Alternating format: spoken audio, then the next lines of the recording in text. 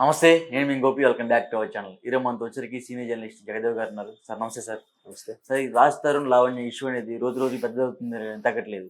So ముఖ్యంగా నేను press meet లో లావణ్య గారు ఏమన్నారంటే, రాజ్ తరుణ్కి ఒకటే సంబంధం కాదు, ఇప్పుడు దాకా ఒకటే అనుకున్నాను నేను కూడా, మాలి మల్హోత్రా అనుకున్నా. బట్ ఒకటి కాదు, చాలా ఉన్నాయి. ముఖ్యంగా Bigg Boss fame Haryana subject కొన్ని పేరు బయటకు వచ్చినాయి. వాళ్ళతో గోవాలో బాగా ఎంజాయ్ చేశాడు అన్నట్టు కొన్ని వార్తలు వచ్చాయి. సో దీంట్లో నిజం ఎంత? నిజం ఉండొచ్చు. ఎందుకంటే అలాగని దాన్ని సీరియస్ గా తీసుకోవాల్సిన అవసరం లేదు. ఎందుకంటే నేను అంటే కొన్ని గ్రూపుల్లో, వాట్సాప్ గ్రూపుల్లో ఉన్నప్పుడు కొన్ని రకాల ఫోటోలు షేర్ చేస్తుంటారు, నేను చూస్తుంటాను. ఇప్పుడు మన తెలుగులో ఒక ఫేమస్ యాంకర్ తన తోటి యాంకర్లతో సరదాగా షార్ట్లతోనో లేదా బీచ్ లో ఉండాల్సిన డ్రెస్సులు ఏవైతే బికినీ ఏమంటారు కదా, అటువంటి వాటితో తోటి యాంకర్లతోని తోటి నటీనటులతో ఉన్న ఫోటోలు నేను చాలా చూశాను. నేను అవి మార్ఫింగ్ కూడా కాదు, రియల్ గానే ఉండవే. తప్పే ఉంది. ఎవరైతే ఒక ప్రాజెక్ట్ కోసమో ఒక ప్రోగ్రామ్ కోసమో కలిసి పనిచేస్తున్నప్పుడు వాళ్ళు ఆ పరంగా వెళ్ళి మధ్య మధ్యలో, లేదంటే ఆ ప్రోగ్రామ్ కండక్ట్ చేసిన తర్వాత ఆ ప్రొడ్యూసర్ ఎవరో మనకి ఈ రోజుతో ఈ ప్రోగ్రామ్ అయిపోయింది, ఒకసారి మధ్యలో చూసారు మార్కెటింగ్ వాళ్ళకి కూడా వాళ్ళ టార్గెట్ రీచ్ అయితే ట్రిప్పులు పెడుతూ ఉంటారు. ఐడియా ఉందా? మలేషియా అని, సింగపూర్ అని, దుబాయ్ అని. అట్లాగే వీళ్ళు కూడా మంచి మంచి ప్రోగ్రామ్స్ అయినప్పుడు, లేదంటే గోవాలో ప్రోగ్రామ్స్ అయినప్పుడు కూడా వెళ్తారు. వెళ్ళి అక్కడ ప్రోగ్రామ్ 3 రోజులు అయితే ఇంకొక రోజు ఎక్స్ట్రా ఉండి అక్కడ సరౌండింగ్స్ చూసుకొని ఎంజాయ్ చేసుకొని వస్తారు. వాళ్ళకి అది సర్వసాధారణం. మనం అనుకుంటారు, అరే ఏంట్రా ఈమె అమ్మాయి ఇటువంటి డ్రెస్సులు వేసుకుని వాడితో కలిసి ఫోటో దిగిందంటే వాళ్ళు అవి పట్టించుకోరు. అవి వాళ్ళకి అలా సర్వసాధారణంగా ఉంటుంది. ఒక టీవీ ఛానల్లో పనిచేసే యాంకర్లు, స్టేజ్ మీద ప్రోగ్రామ్ చేసే సర్వసాధారణ ఒక రికార్డింగ్ డాన్స్ ట్రూప్ వాళ్ళు అనుకోవచ్చు, లేదంటే స్టేజ్ ఆర్టిస్టులు అనుకోవచ్చు, అటువంటి వాళ్ళే అలా బిహేవ్ చేసినప్పుడు సినిమా వాళ్ళకి అవి సర్వసాధారణం కదా. ఆయన వెళ్ళినప్పుడు సరదాగా ఫ్రెండ్స్ తో ఎంజాయ్ చేశాడు, తిరిగాడు, వచ్చాడు. దాంట్లో తప్పేముంది? బోల్డ్ ఉంటాయి. ఇప్పుడు ఒక సినిమాలో ఒక అమ్మాయికి తాళి కట్టినట్టుగా సన్నివేశం తీస్తారు, షూట్ చేస్తారు. నిజంగా తాడు కూడా కడతాడు, ముడేస్తాడు అంటే పెళ్లి అయిపోయినట్టేనా? అవి చెప్పలేం కదా. సో అట్లాంటివి వాస్తవమా అవాస్తవమా అనేది దాని గురించి మనం మాట్లాడడానికి అది క్వశ్చనే కాదు. ఎందుకంటే సినిమాలో అది సర్వసాధారణం. చాలా మంది ఇప్పుడు హీరోలు హీరోయిన్లు చనువుగా ఉంటారు. కొంతమంది ఇప్పుడు గతంలో ఆర్తి అగర్వాల్ ఉన్నారండి, నో షీజ్ నో మోర్. ఆవిడ కూడా చాలా చాలా మందితో ఎలిగేషన్స్ ఉన్నాయని కూడా వార్తలు విన్నాం. తిరుగుతారు, ఎంజాయ్ చేస్తారు. ఇప్పుడు ఎవరితో ఉన్నదని పేర్లు అనవసరం. Of course she was no more present, మనం మాట్లాడుకోకూడదేమో చనిపోయిన వాళ్ళ గురించి, అది ఆవిడిష్టం. ఈవెన్ సిమ్రాన్ గారు ఉన్నారు, ఆవిడ కూడా కెరియర్లో ఉన్నప్పుడు రకరకాల వ్యక్తులు, చాలా మంది వ్యక్తులతో వీళ్ళతో ఎఫేర్ ఉందని, వాళ్ళతో ఎఫేర్ ఉందని అవి విన్నాం. ఫైనల్గా ఏమైంది? ఎవరినో ఒకటి చేసుకుని సెటిల్ అయి ఉన్నారు. ఇప్పుడు నయనతార గారు ఉన్నారు. నయనతార గారి గురించి కూడా గతంలో ఒక 2-3 ఫేమస్ స్టార్లతో పేర్లు అనవసరం విన్నాం కదా. కెరీర్ స్టార్టింగ్ లో ఎవరితో ఉండేవారు, తర్వాత మధ్యలో ఒక శ్రీరామరాజం సినిమా టైంలో ఆవిడ ఇంకా అదే లాస్ట్ సినిమా అని చెప్పి బాబు గారు కాలు దండ బట్టి నా చివరి సినిమాకి ఎంత మంచి అవకాశం ఇచ్చారు, నేను ఇకపై ఆ సదరు వ్యక్తిని పెళ్లి చేసుకోబోతున్నాను కూడా ఆవిడ స్టేట్మెంట్ ఇచ్చారు. ఏమైన తర్వాత మళ్ళీ అది అక్కడ బంధం తెగిపోయిందో ఏమైంది, మళ్ళీ వేరే వాళ్ళతో పెళ్లి జరిగింది. ఇప్పుడు మనం రీసెంట్గా వేరే వాళ్ళతో పెళ్లి జరిగింది, ట్విన్స్ కన్నారు. మరి ఇప్పుడు యాక్ట్ చేస్తున్నారు కదా. అవి సర్వసాధారణంగా ఉంటుంటాయి.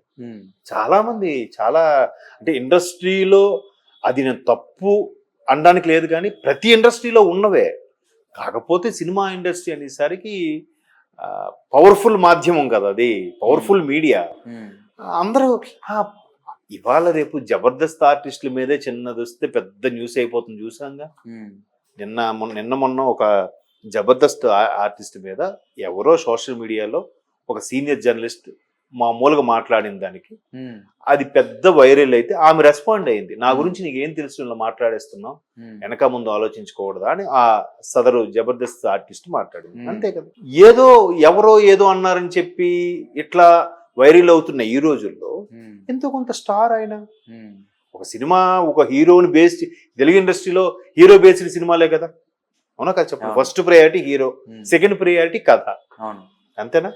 థర్డ్ ప్రయారిటీ కథనం అది తీసే విధానము, లేదంటే అది.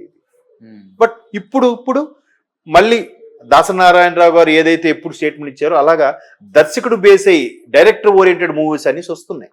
రాజమౌళి గారి సినిమా అంటే అక్కడ హీరో కాదు, రాజమౌళి గారికి ప్రాధాన్యత. First priority goes to Rajamouli గారు, నెక్స్ట్ హీరో ఇమేజ్ కూడా సెకండ్ కేటగిరీలోకి వస్తుంది. అలా చాలా మంది ఉన్నారు. పూరి జగన్నాథ్ గారు కానీ త్రివిక్రమ్ గారు కానీ చాలా మంది దర్శకులు ఉన్నారు కదా. అవును. అలాగా ఆ ఇండస్ట్రీలో అన్నాక కలిసి పనిచేసినప్పుడు ఆ ఆ హీరోయిన్తో ఆ హీరోతో అఫైర్ ఉందనుకోవడం, రూమర్స్ రావడం, లేదు ఆ సినిమా ఉంది, ఆ సినిమా టైంలో ఆ హీరోయిన్కి సంబంధించిన కొన్ని షార్ట్స్ పెండింగ్ ఉండిపోయి, బట్ ఆ హీరోయిన్తో చేసే హీరో సన్నివేశాలు ఎక్కడో ఆ హీరో వేరే సినిమా ప్రాజెక్ట్లోకి వెళ్ళిపోయి ఉంటాడు.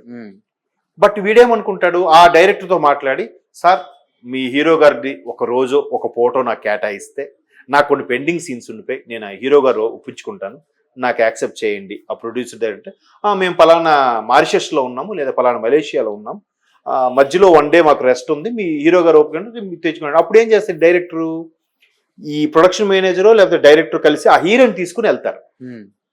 సెటప్ అంతా అక్కడే ఉంటుంది, కెమెరామ్యాన్ హీరో అందరూ అక్కడ. హీరోని తీసుకెళ్ళినప్పుడు ఎయిర్పోర్ట్లో ఇద్దరు కనబడనుకో, పలానా డైరెక్టర్తో హీరోయిన్ ఫ్లైట్లో కనబడిందని ఎవడో రాస్తాడు. అక్కడ వెళ్ళే పర్పస్ ఏంటి, పెండింగ్ సీన్స్ లేదా పెండింగ్ సాంగ్ తీయడానికి. అక్కడ హీరో ఉన్నాడు, సెటప్ అంతా ఉంది, జస్ట్ హీరోయిన్తో పాటు వెళ్తే సీన్స్ తీసుకుని వచ్చి డైరెక్టర్ కాస్ట్ కటింగ్ దృష్టిలో వెళ్తాడు. పలానా హీరోయిన్తో ఎయిర్పోర్ట్లో కనబడిన దర్శకుడు డాష్ డాష్ అంటే అది ఉన్నట్టేనా? సో లావణ్య అనే వ్యక్తి, ఇప్పుడు అందరూ క్వశ్చన్ ఏంటంటే, కొన్ని రకాల ప్రూఫ్స్ ఉన్నాయి వాస్తవం, కొన్ని రకాల ఫొటోస్ ఉన్నాయి వాస్తవం, పోలీసులకు చూపించింది ఆవిడ సోషల్ మీడియాలో కూడా మనం చూసాము. బట్ ఎప్పుడో జరిగితే ఎప్పుడు నుంచో ఎడమొహం పెడమొహం అంటే ఇప్పుడు ఎందుకు ఆవిడ తెర మీదకి వచ్చింది అనేది క్వశ్చన్ మార్క్. అవునా? గత సెప్టెంబర్ నుంచి ఆవిడ అరెస్ట్ అయ్యింది, ఏదో డ్రగ్స్ మీద అరెస్ట్ అయింది అనేది కూడా వాస్తవం, ఆవిడే చెప్పింది.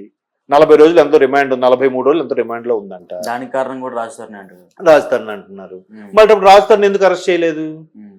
బయటకు వచ్చాక 40 రోజుల తర్వాత కూడా ఈ మీద కేసు పెట్టచ్చు కదా, లేదా నా మీద ఇలా మోసం చేశాడు కాబట్టి ఇంకా ఆడితో ఎందుకు లేని తెగదెంపులు చేసుకోవచ్చు కదా. మళ్ళీ ఆ గత అక్టోబర్ సెప్టెంబర్ లో జరిగింది ఇప్పుడు ఆగస్టు జూలై వరకు ఎందుకు ఆగినట్టు?